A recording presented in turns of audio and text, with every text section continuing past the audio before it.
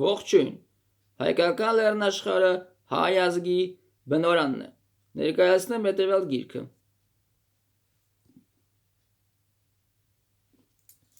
Գրքի հեղինակը Թադևոս Հակոբյան, Հայաստանի պատմական աշխարհագրություն, գիրքը հրատարակել է Երևանի պետական համալսարանի հրատարակչությունը 1984 թվականին։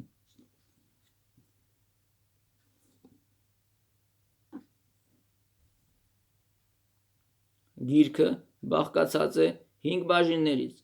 որոնցում մանրամասն ներկայացվում է հայկական լեռնաշխարհի սահմանները, լեռները,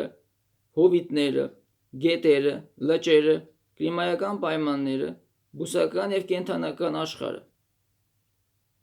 Անդրադարձ է կատարվում հայկական լեռնաշխարհի էթնիկական կազմին հնագույն ժամանակներից մինչև 20-րդ դար, ներկայացվում է երկրի տնտեսական իրավիճակը, ճանապարհները, առևտրային կապերը։ Առանձին ներկայացվում է Մեծ Հայքի նահանգները, երկրի վարչատարածքային բաժանումը, անդրադարձ է կատարվում Կիլիկյան Հայաստանին,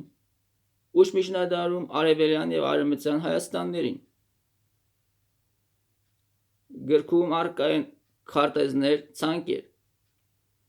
Գիրքը հետաքրքիր կլինի պատմաբաններին, արևելագետներին, հայագետներին, աշխարհագրագետներին։ Շնորհակալություն ուշադրության համար։